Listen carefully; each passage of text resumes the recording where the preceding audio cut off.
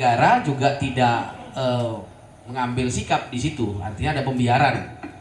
Padahal sudah ada lembaga atau yang institusi yang punya wewenang untuk menindaknya gitu, tapi juga dibiarkan. Nah, apakah ini memang juga menjadi bagian daripada skema-skema kejahatan lingkungan? Nah, saya ke Bang Diki dulu. Bagaimana LBH Padang dalam hal melindungi langkah hukum ya? Kalau LBH ini banyak bermain di pendampingan di bidang hukum untuk melindungi hak-hak masyarakat yang terdampak atau masyarakat adat terkait tadi akibat dari adanya korporasi yang ada tadi. Nah, saya pikir LBH sangat langsung bermain di wilayah pendampingan hukum. Nah, kemudian juga banyak juga langkah yang sudah dilakukan. Tapi bagaimana situasinya, Bang? Silakan Bang Diki.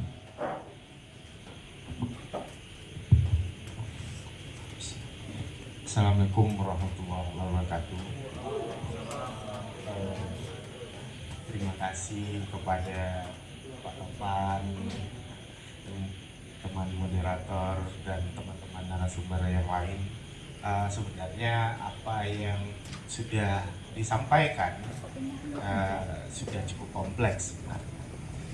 Tapi saya cuma beri ada pandangan, beberapa pandangan bahwa terkait soal judulnya krisis ekologi, spiritualisme dan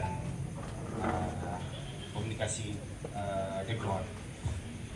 Nah, terkait soal yang ditanyakan oleh moderator, sebenarnya apakah hukum yang bisa untuk mencegah terkait soal krisis ekologi hari ini? Tidak ada. Apa yang bisa kita lakukan gitu? Coba teman-teman ulang itu PSN, apakah bisa berhenti? Dulu PSN lewat Perpres, dengan Perpres terjadi PSN. Sekarang mulai diperbaiki semenjak Undang-Undang Cipta Kerja. Nah, itu instrumen hukum yang dipakai. Lalu selain itu, bagaimana masyarakat Indonesia melihat bahwa hukum juga ditelanjangi di Mahkamah Konstitusi? Bagaimana polemik dalam 4 tahun terakhir terlihat sekali bagaimana politik negara hari ini seperti apa. Nah, untuk melihat seperti itu, apa yang mungkin bisa kita lakukan? Tentunya ini kembali kepada kita bersama. Tapi secara koalisi, kemarin kami bertemu dalam koalisi Bersihkan Indonesia. Hanya satu jalan yang bisa kita bangun, yakni membangun blok politik warga terkait soal transisi yang berkeadilan. Kenapa harus pakai kata keadilan? Dalam hari-hari ini, kita memang sering mendengar krisis ekologi, climate change, lalu soal bagaimana terkait soal polutan, energi kotor dan lain-lain, deforestasi. Tapi kebijakan yang hadir, apakah sudah berkeadilan untuk mengatasi atau hanya solusi palsu? Nah, hal-hal seperti ini yang coba diurai dalam untuk bagaimana melihat sebenarnya krisis tersebut. Apakah hari ini Indonesia transisi energi? Tidak. Transisi ekonomi. Hanya perpindahan cara kapital berbisnis kepada renewable energy. Ya, walaupun kami ikut juga dalam hal memakai solar PV di kantor. Tapi solar PV yang dihasilkan, baterai yang dihasilkan, bagaimana pengerusakan ekstravisme yang terjadi di Morowali? Satu pulau menjadi tambang nikel. Nah, apa dampak lingkungannya? Nah, hal ini karena kata dan rempang tentunya. Itu untuk energi bersih juga katanya kan, penggusuran masyarakat Rempang. Katanya untuk transisi untuk mengatasi climate change, tapi yang terjadi malah tidak ada keadilan yang terjadi dalam untuk mengurus soal climate change ini. Nah, dalam hal-hal seperti ini benar bahwa transisi kepada energi fosil kepada yang renewable memang perlu dilakukan. Karena kalau tidak dilakukan, ini akan berdampak panjang. Apakah climate change hanya masalah lingkungan? Tidak. Bisa terkait soal kebebasan beragama, kemiskinan, panjang jalannya ke belakang, kelaparan. Afrika sekarang sudah kelaparan karena kenaikan suhu terus-menerus. Nah, terakhir saya mengikuti konferensi terkait Shrinking Space yang juga itu berkaitan soal climate. Nah, dan teman-teman dari Asia Tengah memang berarah kepada negara-negara selatan tentunya gitu. Nah, bacaan saya hari ini, dan kita mungkin tidak perlu terjebak bahwa bagaimana upaya kolonialisme dari negara utara kepada negara selatan jangan sampai terjadi. Nah, kolonialisme ini yang perlu kita hantam gitu. Salah satunya produknya sudah ada di Indonesia, JETP, Just Energy Transition Partnership. Apa yang dihasilkan dari JETP? Hutang. Hanya 0,8% itu yang diberikan kepada Indonesia untuk merubah, untuk mentransisikan energinya kepada energi renewable. Tapi 19,2 miliar US dollar itu adalah hutang kepada Indonesia. Dan sifatnya dengan bunga normal. Dan kalau tidak terbayar, siapa yang digadaikan? Ya kita juga, pajak-pajak kita juga. Nah, seperti ya itu banyaklah permainan hal-hal seperti itu. Dan saya melihatnya bagaimana tingkat soal polutan di kawasan dan di Sumatera Barat dan di Indonesia tentunya mesti kita atasi. Dengan apa? Mungkin salah satu yang mungkin bisa terpikir ya melakukan demokratisasi energi, bukan lagi memonopoli energi yang sudah ada, atau melakukan dengan komunitas development renewable energy, membangun komunitas untuk melakukan energi terbarukan, bukan hanya si Hitai, si Medco, si PGN yang melakukan ini, tapi community development, apa potensi terbaik yang ada di sana. Misalnya mikrohidro ya mikrohidro, tapi ini yang tidak bisa dilakukan karena tentunya profitnya tidak tinggi. Nah, itu dalam beberapa hal terkait soal pandangan dalam hal energi. Tapi dalam komunikasi the growth sebenarnya ini adalah perlawanan di tahun 2000-an untuk bagaimana kepada kapital ini untuk menuntut bahwa kau kalau berbisnis jangan hanya mementingkan ekonomi saja bro gitu, tapi pentingkan masyarakat tapak, pentingkan lingkungan juga dan orang sekitar gitu, dan bagaimana itu bisa berkelanjutan. Nah, tapi hal ini tidak bisa dikendalikan hari-hari ini. Kenapa? Kapital itu hadir di dalam itu hari ini gitu, dalam hal bahwa untuk mengatakan solusi-solusi palsu. Saya mungkin ada beberapa hal ketidaksepakatan, tapi seperti salah satu contoh terkait soal carbon trade.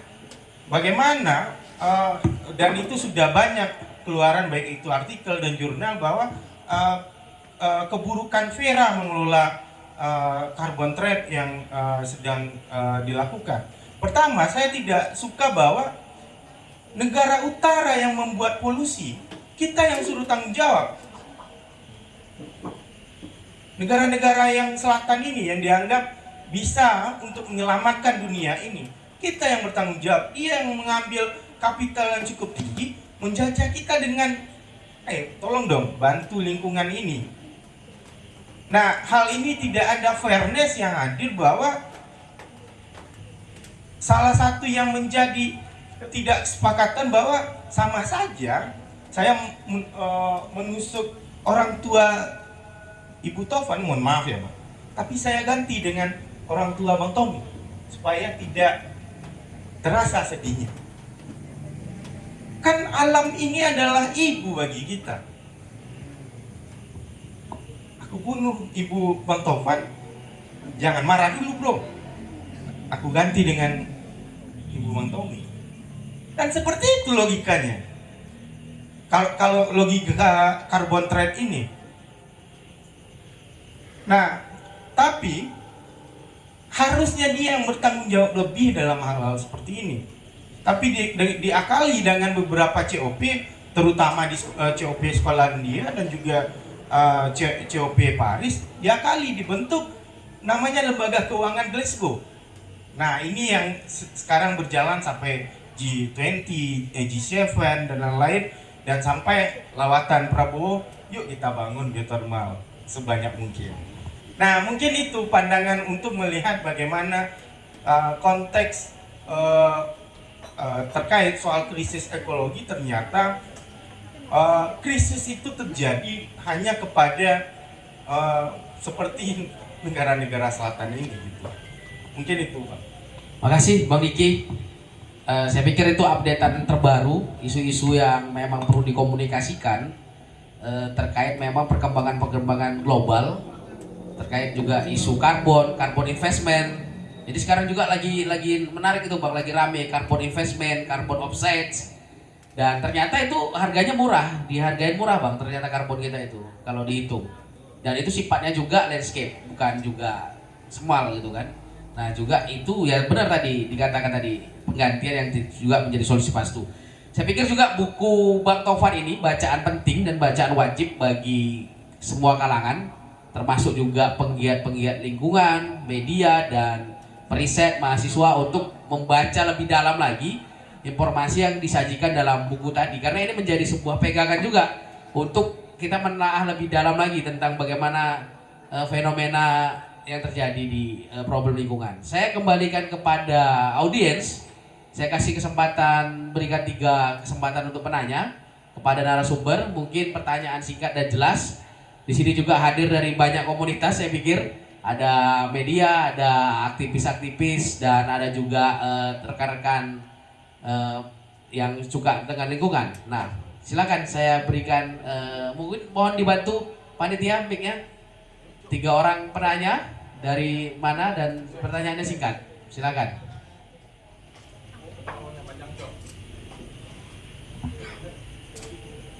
Ya Bang.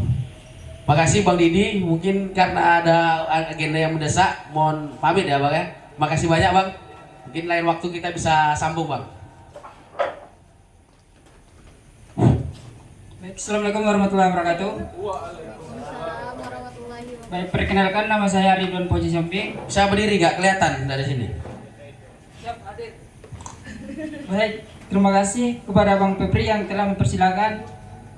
Yang ingin saya tanyakan tentang bagaimana krisis iklim ataupun ekologis. Yang saya pernah membaca buku tentang hukum tata negara Indonesia, yang mana hukum itu berdasarkan ajas ataupun pokok pikiran. Jadi sedangkan hukum itu sebagai alat. Jadi memang kalau secara pandangan, apakah hukum ini dibuat pemerintah untuk menjadi alat untuk kepentingan pribadi atau umum? Jadi di sini kesalahan pemerintah atau masyarakat. Baik, terima kasih. Assalamualaikum warahmatullahi wabarakatuh. 2 orang lagi, silakan. Tadi pertama dari Ridwan Siombing. Kemudian dari sebelah kanan kiri ada lagi.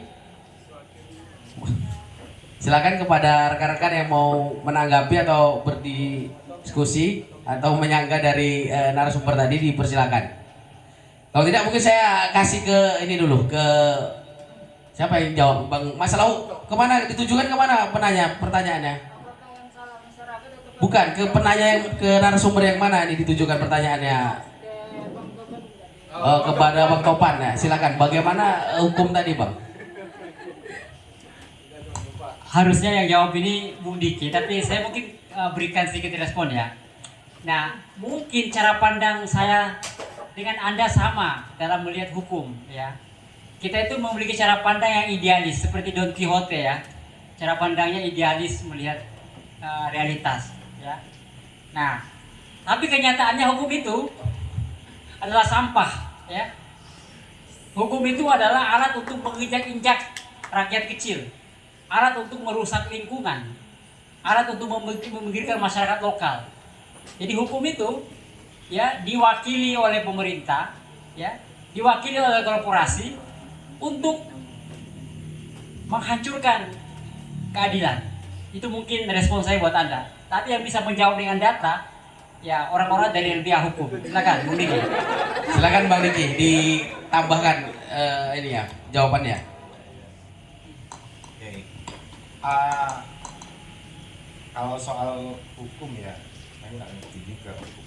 Tapi terkait soal ini, instrumen hukum yang ada hari ini, termasuk instrumen untuk menolak contohnya. Contohnya dalam satu investasi, apa yang bisa dilakukan kalau misal masyarakat tapak atau yang terdampak tidak menyepakati dalam secara aturan hukum? Hanya ke pengadilan, bro. Dan itu pengadilan itu dan cukup mahal, baik secara akses dan secara biaya. Apakah dalam penyusunan dokumen lingkungan bisa masyarakat menyatakan tidak? Nah, ini bisa dijawab Bang Tommy sebenarnya. Tidak. Apakah penyusunan atau dia akan mau berinvestasi, apakah kita bisa menyatakan tidak? Enggak. Investor itu hanya ke kampung kita, mensosialisasikan, dan diambil absen orang yang ikut sosialisasi, dinyatakan sudah sepakat dengan pembangunan tersebut. Dah selesai. Kalau di kayaknya di Kolombia dan beberapa negara itu ada namanya veto namanya. Misalnya satu kampung itu akan didirikan misalnya PDAM gitu, dan masyarakat tidak mau mendirikan PDAM, dan ternyata suara yang terbanyak itu tidak mau PDAM ini diadakan, ya tidak jalan.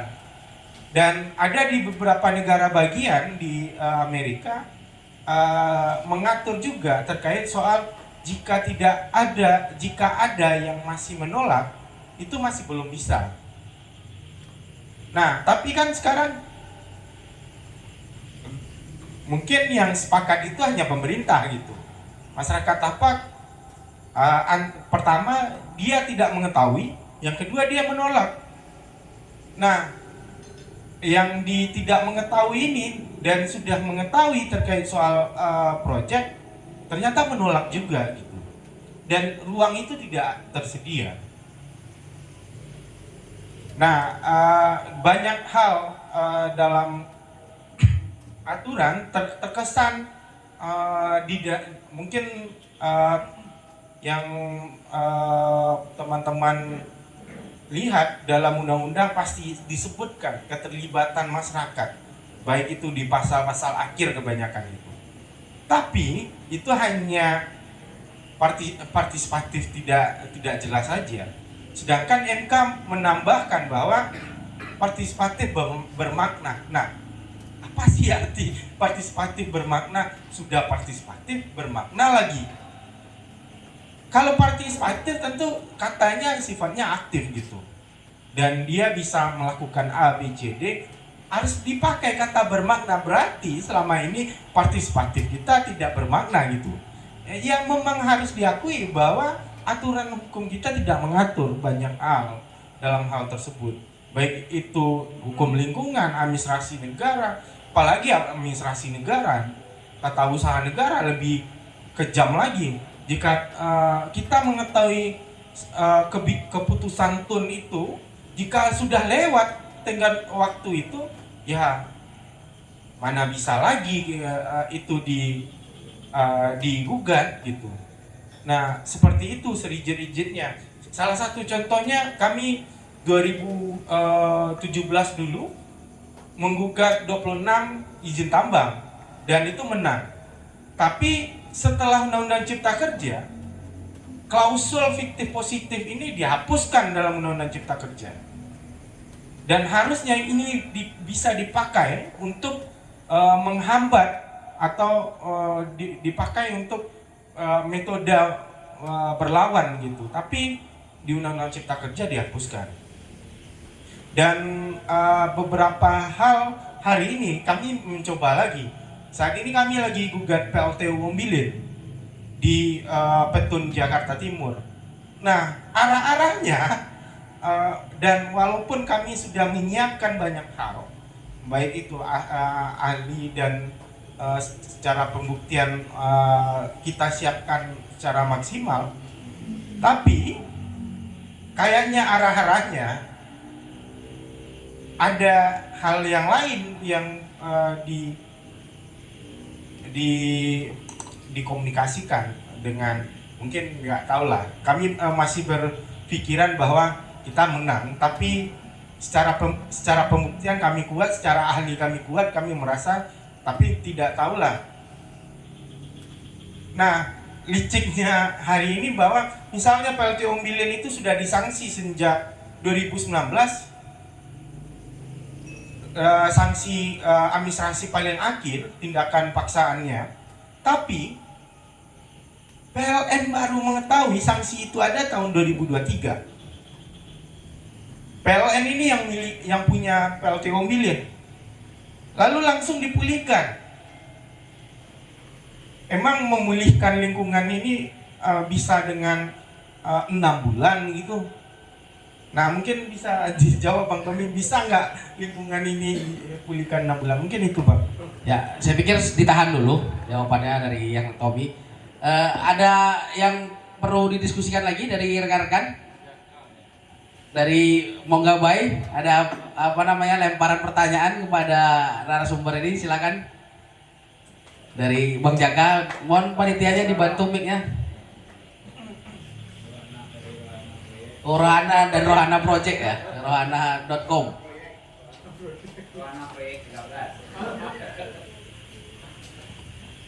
Assalamualaikum warahmatullahi wabarakatuh. Selamat malam semuanya. Selamat malam teman-teman yang ramai sekali, seramai pembaca berita-berita lingkungan ya.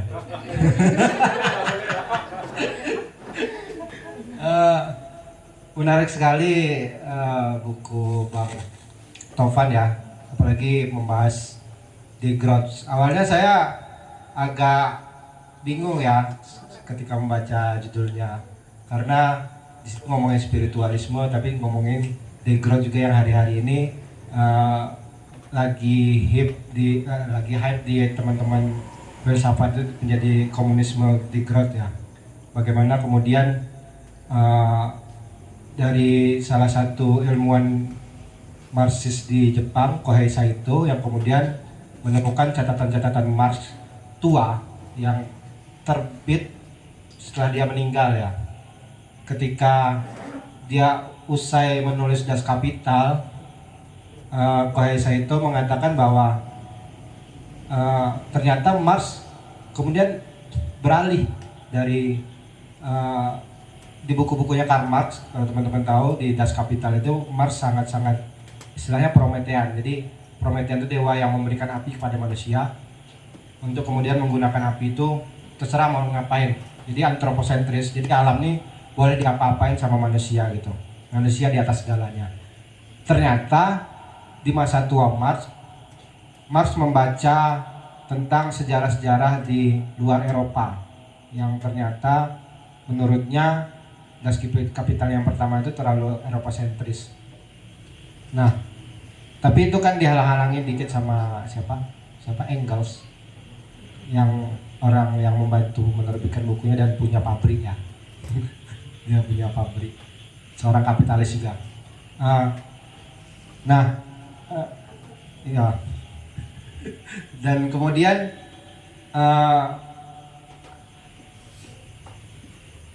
hal ini kemudian mengingatkan kita bahwa Barat itu punya dosa besar terhadap kerusakan lingkungan. Bagaimana Descartes mengeluarkan teori dualisme Cartesian ya, yang mengatakan kalau jiwa, saya lupa nama, itulah pokoknya. Jadi jiwa sama fisik itu pisah. Tapi kemudian ini ditentang oleh beberapa filsuf Jerman yang bernama Leibniz, yang kemudian mengatakan bahwa enggak, kalau manusia dan alam itu satu kesatuan. Nah, di sini kemudian yang membawa pencerahan yang menurut orang Eropa itu berbentuk kolonialisme. Nah,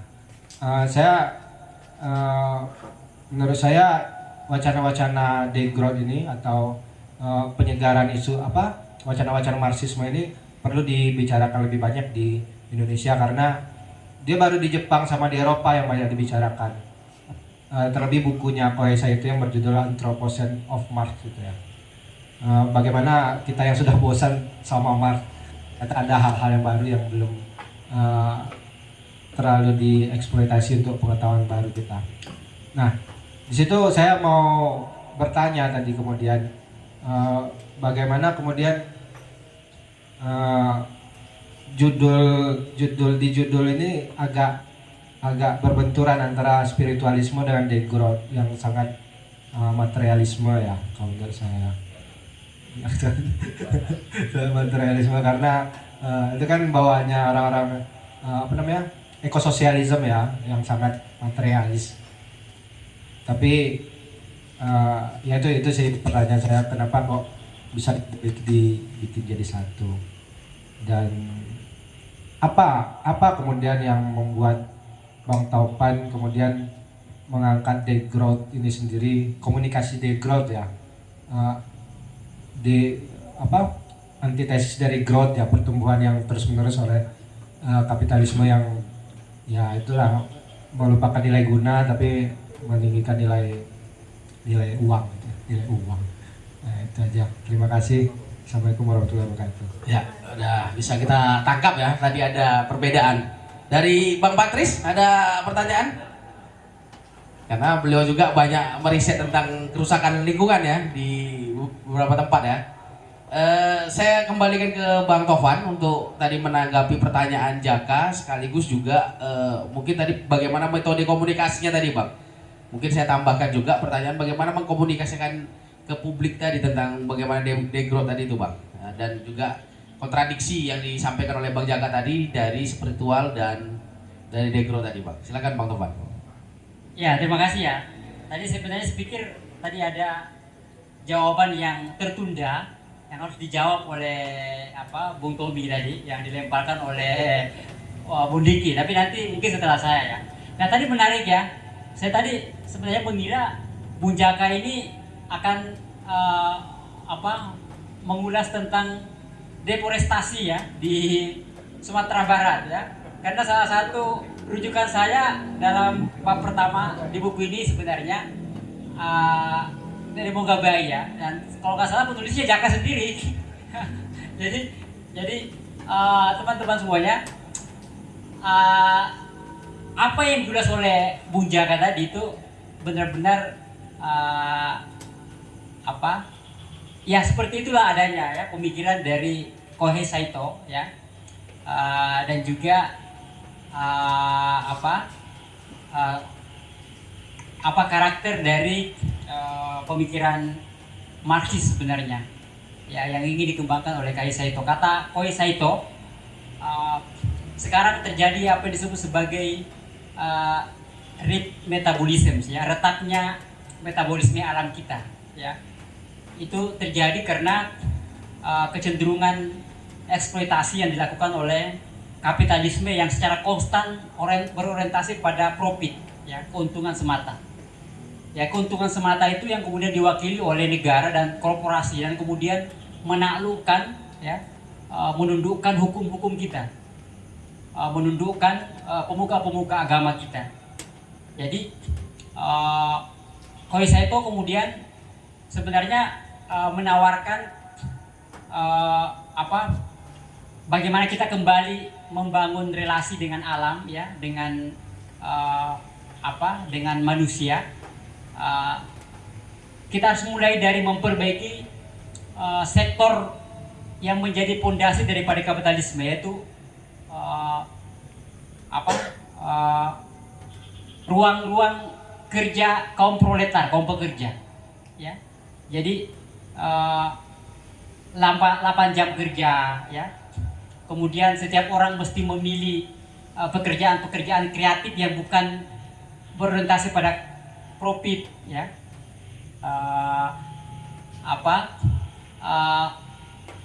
Memastikan ekonomi itu berbasis pada basic need, ya, yang kebutuhan manusia yang tidak meminggirkan dan merusak alam, ya.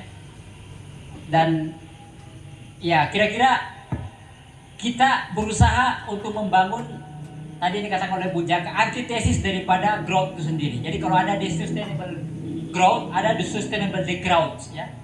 Ini sebenarnya gerakan yang udah ada sejak tahun 70-an, 80-an, 90-an, terutama di Perancis dan Jerman, ya. Bagaimana kita berusaha untuk mengontrol watak watak profit daripada kapitalisme yang wataknya itu selalu ingin mencari keuntungan. Kapital itu berlipat-lipat terus, ya, ingin mengeksploitasi alam, ingin mengambil keuntungan. Nah, kita mesti mengontrol itu, ya, mengontrol karbon, mengontrol PLTU, ya, PLTU yang menggunakan energi fosil, ya, karena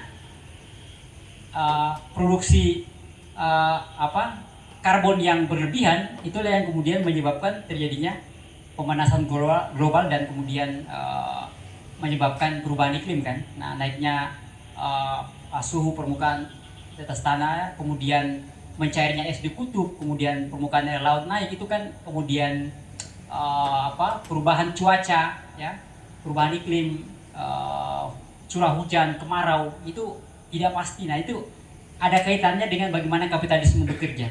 Nah, kita mesti mengontrol dari pabrik, ya, kemudian kita kembali kepada alam. Bahkan saya rasa kita perlu mempertimbangkan tadi paradigma ekonomi yang dikatakan tadi oleh oleh Bung Diki dan Bung Tommy. Kita perlu mempertimbangkan bagaimana masyarakat ini tidak menjadi korban, tapi terlibat dalam mengelola sumber daya alam di sekitar mereka, tapi dengan penggunaan yang minimalis, yang ramah lingkungan, ya. Jadi ini semacam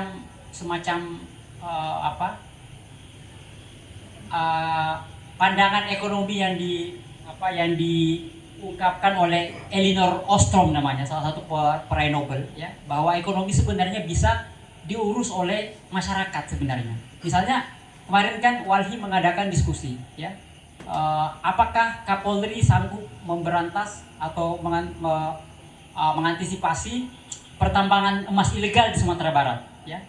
Nah, ini kan mungkin kita perlu mencari jalan keluar bahwa pertambangan itu jangan diberikan kepada korporasi, tapi diberikan kepada masyarakat untuk mengelolanya secara benar-benar ramah lingkungan, ya. Bukan ramah lingkungan sebagai sebuah proyek, ya. Tadi karena ramah lingkungan sebagai sebuah proyek, kapitalisme ramah lingkungan, renewable energy misalnya, itu kan akan menjadi sebuah tanda tanya, ya. Di Morowali, di Sulawesi Tengah, di Morowali itu pertambangan nikel, lingkungan rusak. Kemudian di Maluku ya ini catatan kawan-kawan di Walhi dan LBH, itu pusat-pusat kemudian timah yang ada di di Belitung. Nah itu semua adalah upaya kita misalnya untuk membuat baterai ya dengan menggunakan nikel misalnya, itu kan akhirnya mengorbankan lingkungan kita.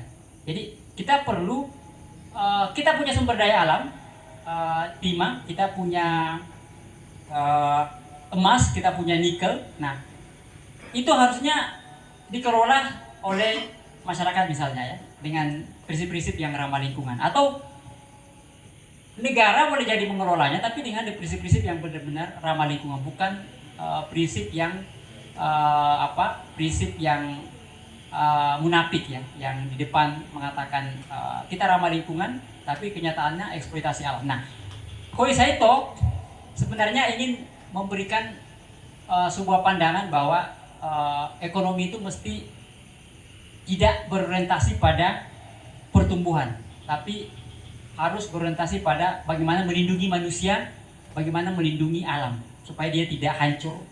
Ketika alam hancur, dia akan kembali kepada kita sebagai sebuah bencana. Nah, itu yang pertama. Yang kedua, mengenai spiritualisme dalam buku ini banyak Bung Jaka melihat buku ini. Memang saya cara berpikirnya memang multi perspektif ya. Saya mencoba selalu untuk menggabungkan beberapa pandangan ya, yang memang secara mungkin kontradiksi ya tidak bisa dipertemukan ya, dalam tradisi akademik ya, kalangan materialis kiri ya, yang percaya bahwa yang ada itu adalah materi dan kemudian masyarakat bahkan lebih duluan daripada individu ya. Nah, itu kan pandangan-pandangan filosofis dari kaum kiri yang kemudian menolak juga hal-hal yang bersifat spiritual ya. Karena spiritual itu adalah bentukan dari cara pandang masyarakat sebenarnya ya.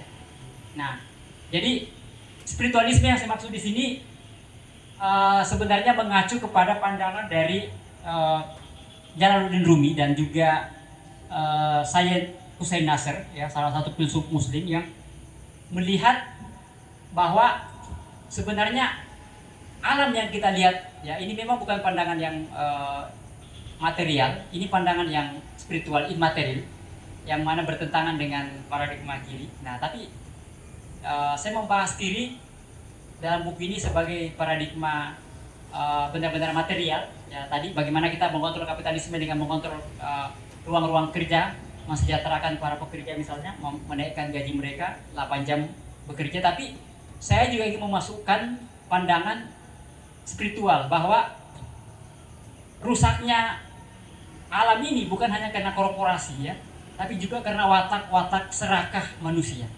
Dan itu nggak ada dalam kajian kiri ya. Dalam artian keinginan kita untuk melihat ke dalam. Kiri nggak pernah percaya pada ada sesuatu yang spiritual dalam diri kita. Nah, kalau Rumi bilang, kalau Sayyid Hussein Nasr bilang, alam yang kita lihat itu tidak lebih daripada ruang bagi kita untuk berkomunikasi dengan Tuhan. Jadi dalam pandangan tradisional Hussein Nasr, alam ya itu adalah cerminan Tuhan sebenarnya. Nah, ketika kita kemudian merusak alam, itu sama dengan kita merusak diri sendiri. Nah, jadi pandangan Rumi juga sangat ramah, bukan cuma ramah lingkungan, tapi juga ramah terhadap semua manusia tanpa memandang agama dan seterusnya. Jadi di sini memang saya mengkombinasikan antara perspektif yang spiritual, tapi saya mengambilnya dari filsafat tradisionalisme Hussein Nasr dan juga filsafat spiritualisme Rumi yang lebih inklusif. Dia diterima dimanapun ya, di Barat dia diterima karena pandangannya tidak bergantung pada simbol-simbol keagamaan. Nah, kira-kira dia mirip Mahatma Gandhi lah ya, bahwa watak keserakahan manusia lah yang membuat dunia ini tidak cukup untuk kita. Dunia ini sangat cukup buat kita, tapi keserakahan tidak akan pernah cukup untuk untuk kita semua ya. Bumi ini tidak akan mungkin cukup menampung keserakahan manusia. Mungkin itu Bung Jaka. Jadi saya setuju bahwa kita harus mendorong aktor-aktor ya, baik negara ya, baik pemerintah ya, baik korporasi untuk kemudian tidak hanya berorientasi pada profit ya, tapi juga berorientasi pada alam, berorientasi pada basic need manusia, pada kebutuhan kita sebagai manusia. Dan ini mungkin yang menjadi inti daripada background. Dan mungkin perubahan iklim kita bisa kontrol kalau kita bisa mengontrol produksi karbon yang kita lakukan. Mungkin itu Bung Jaka. Silakan, mungkin kita bisa diskusikan di tempat lain. Mungkin itu dari saya sebagai moderator. Ya, istilah sekarang itu berapa jejak karbon yang Anda hasilkan setiap harinya? Pernah nggak teman-teman menghitung dari jejak karbon yang teman-teman hasilkan setiap harinya? Dari kendaraan, dari alat komunikasi, dari AC, dan lain sebagainya. Ternyata setiap orang itu punya jejak karbon yang harus dibayar kompensasinya. Nah, itu mungkin ke situ kalau trennya hari ini kan Bang. Ada lagi teman-teman yang ingin menanggapi? Silakan, dari mana? Jadi ya. Nanti Bang Jaka dilanjut kajiannya.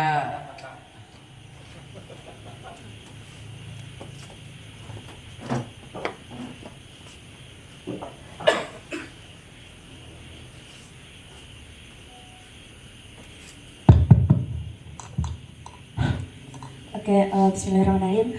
Sebelumnya perkenalkan, aku Alicia Makfira, biasa dipanggil Sasa. Nah, aku di sini salah satu anak kos-kosan yang ada di Kota Padang. Nah, terkait tadi tanggapan Bung terkait jejak karbon yang harus dibayarkan. Nah, sebenarnya saya tertarik untuk hadir malam ini, itu kan bukunya judulnya Krisis Ekologi Spiritualisme, Bang. Nah, tapi ini bukan terkait lingkungan, tapi ini berkaitan fakta yang udah pengalaman saya sebelumnya. Nah, jadi melihat hukum itu memang nyata adanya. Nah, saya pribadi adalah seorang murid yang tidak punya harta. Nah, dulu saya juga sangat suka menulis. Nah, karena saya sekolah di kabupaten, tepatnya itu di MAN 50 kota, saya karena itu kabupatennya untuk informasi susah diakses, dan kebetulan karena saya anak guru, jadi saya udah punya pengalaman nih, udah menguasai Word lah di antara teman-teman yang lain. Nah, untuk itu saya memilih untuk mencoba menulis antologi. Nah, itu kan diam-diam aja dari guru-guru di sekolah. Nah, setelah saya nulis, kebetulan saya orangnya tidak suka, misalkan kita kenal di sini, walaupun saudara saya guru atau apa, tapi di sekolah saya berusaha untuk menjauhi agar menghindari konflik. Mana tahu nanti saya nakal di sekolah atau bagaimana. Nah, sehingga ante saya ini terus dia menyampaikan ke ruang guru kalau saya menerbitkan buku, dan alhasil saya dipanggil oleh guru saya waktu itu, Alifia, apakah benar Alifia udah nulis buku? Iya Bu. Nah, kebetulan pada saat itu topik bahasa Indonesianya itu terkait teks biografi. Nah, ibu ini menyuruh kami satu angkatan untuk buat makalah. Terus saya usulkanlah ide saya kan, Ibu, bagaimana kalau misalkan biografi kita sekelas atau seangkatan kita jadikan dalam satu buah buku antologi. Nah, alhasil itu diterima ibu tersebut. Nah, namun itu saya nggak tahu saya harus bahagia atau gimana terkait ide saya yang masih berjalan hingga saat ini. Tapi banyak laporan adik-adik yang masuk ke saya, Kak, kami juga nulis buku, tapi kan nggak semua orang Kak punya uang. Jadi ibu ini memberatkan kami harus membeli satu eksempel buku untuk per orangnya. Nah, pertanyaannya, jadi bagaimana tanggapan Bapak atau Abang terkait fakta ini, dan bagaimana cara kami masyarakat kecil menentang hal tersebut sementara nilai menjadi taruhannya? Mungkin sekian dari saya, dikembalikan.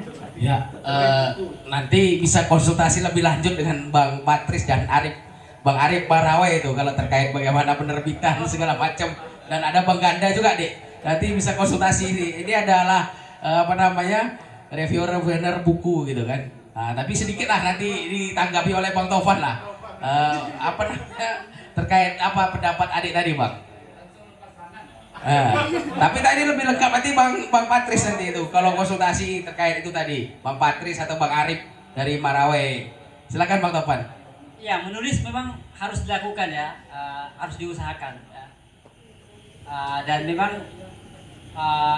kita harus belajar dari kawan-kawan yang udah menulis ya, dan ya harus mencari cara untuk menulis ya, antologi dan seterusnya. Mungkin itu tanggapan dari saya, Bu. Ya, kalau lebih simpelnya saya pikir Bang Ganda ini redaktur dari Padang Express. Silakan kirim tulisannya di sana, kalau bisa lewat review nanti diterbitkan di Padang Express. Nah, itu juga salah satu juga, atau media digital. Saya pikir banyak kanal digital yang bisa diterbitkan kalau terkait penerbitan. Saya kembali kepada rekan-rekan yang lain. Ada kira-kira yang mau didiskusikan lagi? Ada umpan balik dari Bung Jaka terkait tadi itu, singkat saja. Saya mau jaga. Ya. Tadi Ya, kalau memperdalamnya juga nanti di kajian-kajian filsafat nanti. Jaga ini Marxis ya, sama dengan saya, Marxis juga.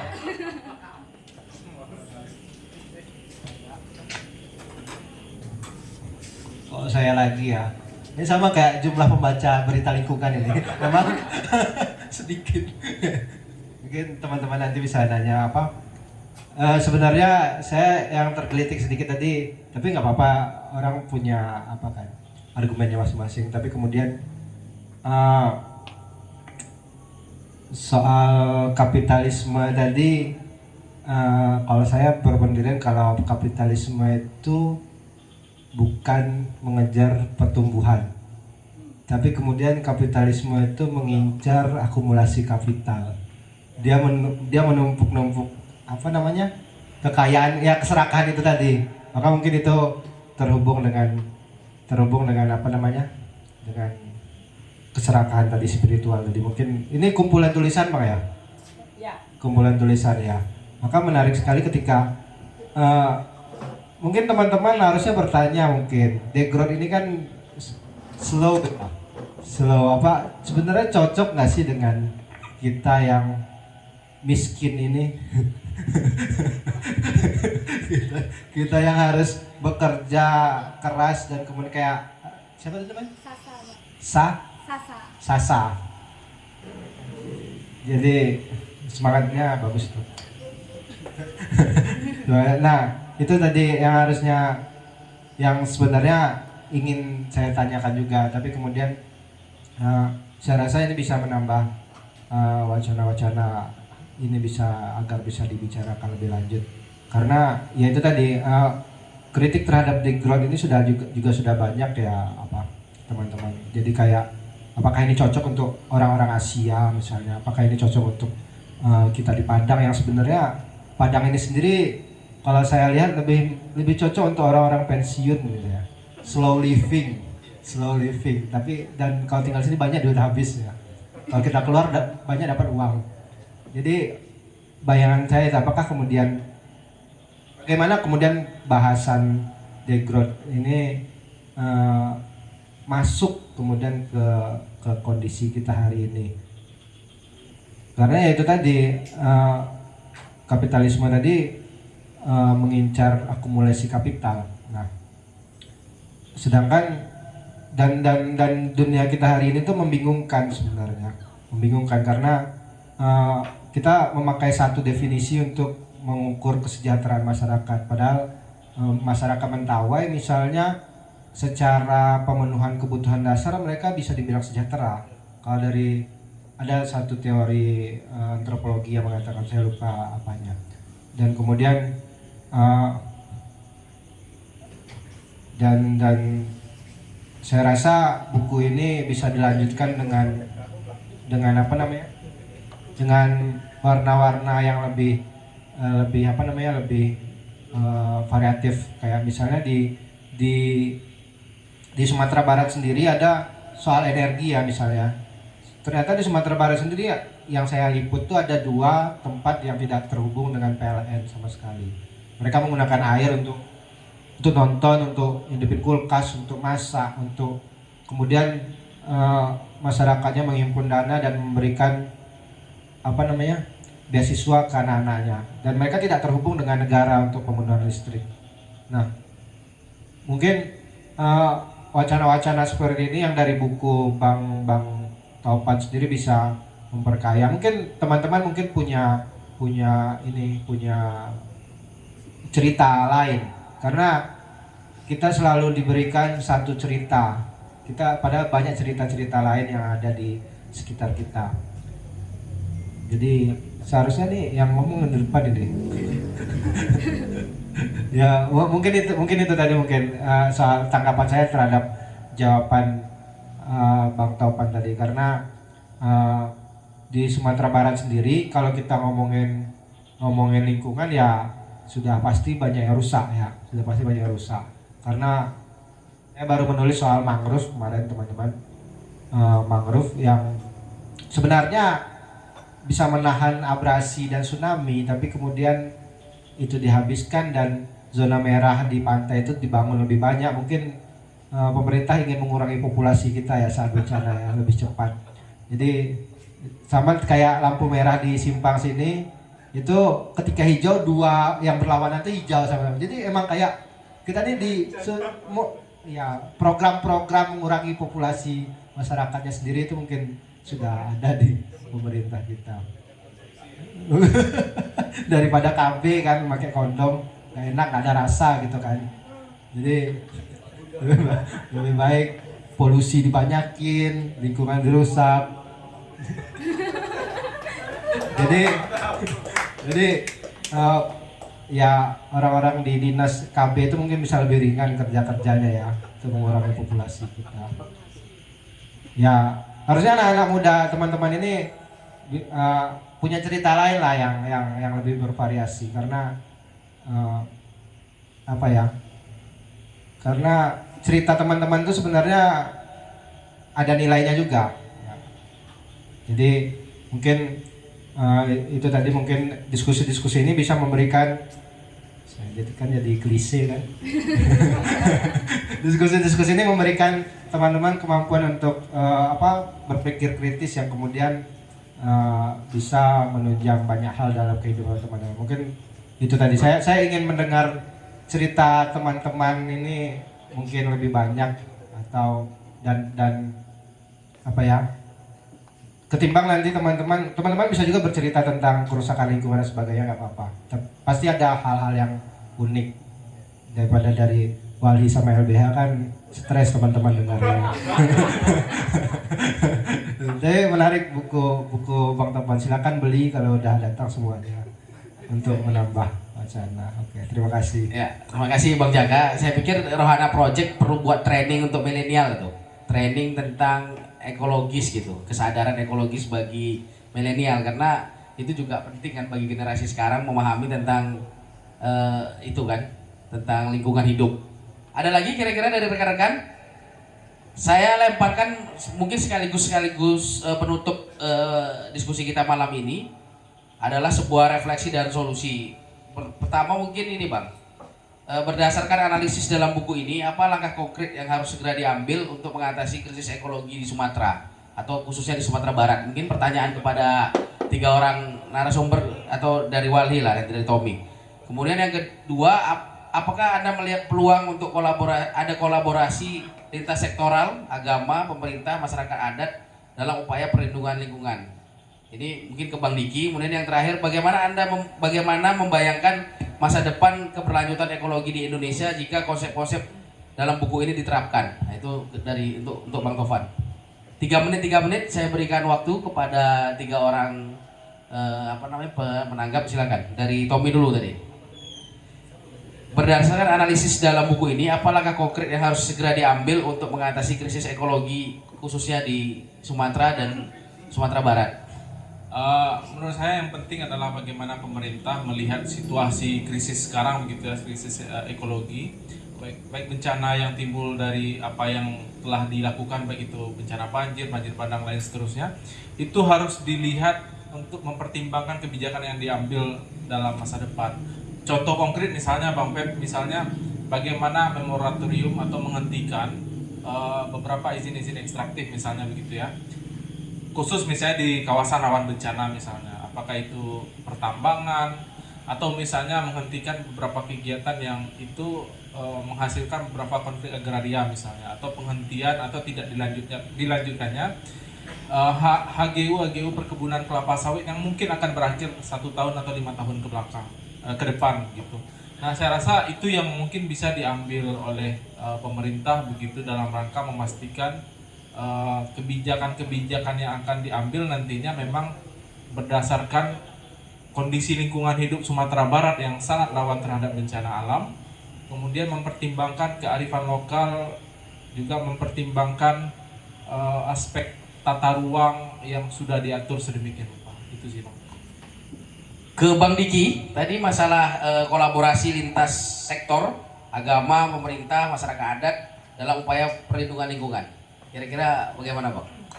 Ya, ini Bang, terkait soal lingkungan, harusnya kita nggak memakai kata lintas sektor ya, karena lingkungan hari-hari ini kita beroperasi itu beroperasi secara administratif gitu. Padahal pengerusakan satu pulau tentu yang terdampak bukan hanya administratif Sumatera Utara gitu. Yang terdampak juga Sumatera Barat gitu. Terdampak juga Aceh misalnya. Dan bagaimana menyatukan hal yang seperti ini. Dan juga terkait soal cara beroperasi ke depan, menurut saya ya menghalangkan pikiran-pikiran yang secara administratif lagi. Dan selain itu bagaimana untuk membuka terkait soal persoalan lingkungan, bukan hanya terkait soal bahwa itu terjadi karena banjir misalnya, dampaknya kemiskinan, tapi banyak hal yang terjadi, misalnya stunting yang terjadi karena banjir, membuka hal-hal yang seperti itu. Nah, terakhir saya ini mengutip kata teman atau teman saya, di mana dia mengatakan, dan mungkin kita harus merefleksikan hari-hari ini, bahwa ini kutipan dia, bahwa agenda imperial korporasi dan negara utara untuk mendapatkan tiket merusak lewat semantika, pengurangan risiko bencana dan mekanisme keuangan untuk kompensasi. Perusakan telah ikut mendorong pembesaran, percepatan, dan perumitan bencana. Jadi perumitan bencana karena si mereka itu terjadi. Mungkin itu, terima kasih. Terakhir dari Bang Topan, bagaimana bayangan Abang jika keberlanjutan ekologi di Indonesia ini salah satunya juga mengadopsi konsep-konsep buku yang Abang tulis ini Bang. Kira-kira masa depan lingkungan kita ini bagaimana kalau memang ini betul-betul diterapkan dari konsepnya Bang? Ya, saya menganggap bahwa perjuangan ekologis adalah perjuangan bersama, ya, perjuangan kolektif ya. Dan bagi saya individu dan masyarakat itu tidak terpisah. Jadi masyarakat itu dibangun dari individu-individu yang yang memiliki kesadaran terhadap lingkungan. Nah, jadi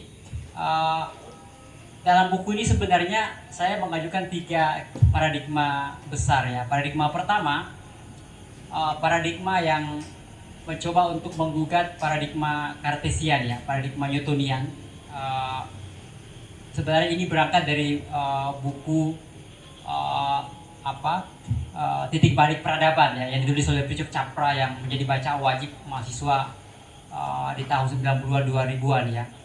Yang mana kira-kira Capra mengkritik cara pandang sains ya, modern, yang punya tendensi yang sangat rasional untuk menaklukkan alam, karena paradigmanya itu tadi katakan oleh Jaka, ada asumsi bahwa manusia yang berpikir itu ya, Risco Gito itu menganggap dirinya subjek yang superior terhadap alam yang harus dieksploitasi. Nah, padahal dalam pandangan spiritual Hussein Nasr, manusia dan alam itu tidak terpisah. Jika Anda melukai alam, itu sama dengan Anda melukai kemanusiaan Anda, karena kita adalah satu bangunan spiritual yang tidak terpisah. Ya. Nah, tetapi ini tentu tidak bisa hanya selesai di mindset aja, di paradigmatik aja, ya. Paradigma yang holistik kata Capra maupun paradigma tradisionalisme kata Hussein Nasr, tapi harus diterapkan dalam kebijakan-kebijakan yang sifatnya strategis. Disinilah sebenarnya negara harus berfungsi, ya, komunitas global harus berfungsi, kemudian bahkan masyarakat lokal juga harus berfungsi untuk mempertahankan lokalitas masing-masing, untuk mempertahankan alam, ya. Karena kata Saito, watak kapitalisme yang cenderung memiliki keinginan untuk menghancurkan alam. Jadi kapitalisme itu tendensinya adalah konstan profit, ya, profit yang terus menerus. Ya, tadi kalau kata Jaka, akumulasi kapital, ya, itu adalah tuntutan dari dalam dari kapitalisme, ya, mengakumulasi keuntungan-keuntungan yang akan berujung pada keuntungan kapitalis, ya, pencurian nilai lebih tentunya. Nah, itu tendensinya yang melakukan adalah korporasi, negara. Jadi negara yang mengoperasikan eksploitasi terhadap alam. Nah, komunikasi background ini sebenarnya memberikan sedikit rincian bagaimana kita memulai dari sektor dunia kita masing-masing, dunia di mana kita beraktivitas, ya. Kalau kita beraktivitas di sektor pemerintahan atau swasta atau masyarakat sipil, nah kita mulai mencoba untuk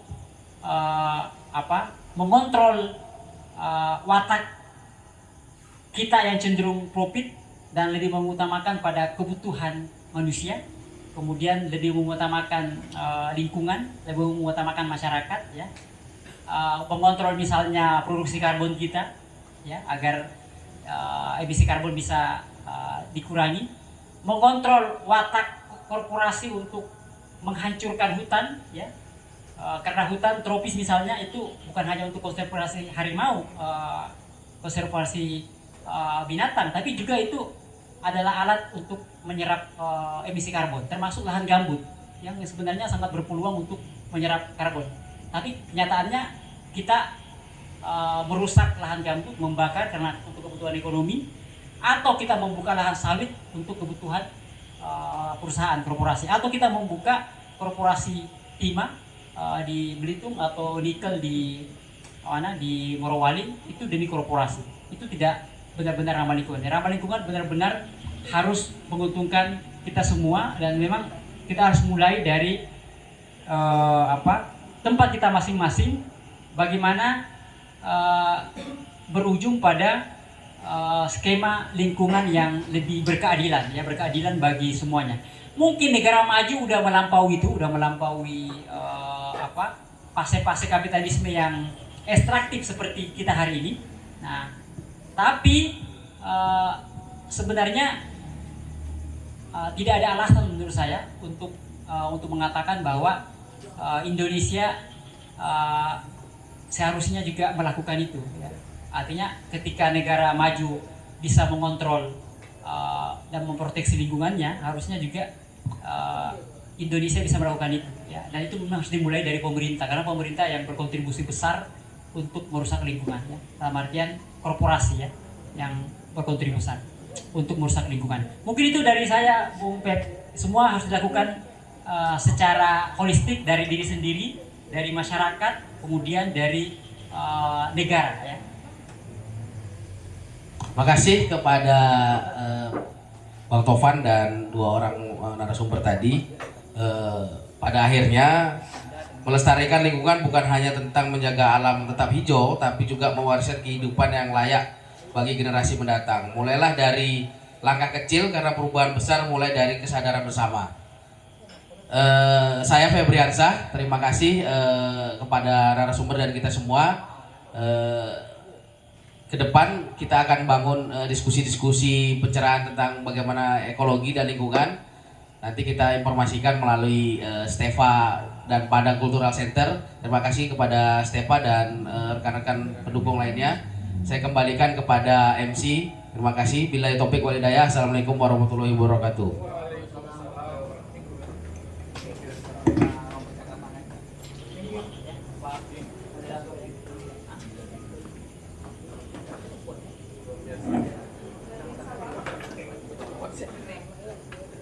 Baik, terima kasih atas diskusi yang sangat luar biasa malam hari ini. Mungkin teman-teman semua, diskusi kita telah selesai malam ini, dan untuk teman-teman yang ingin memiliki buku dari Bang Taufan, bisa pesan di Pustaka Stefa melalui DM atau kontak yang ada di bio. Nah,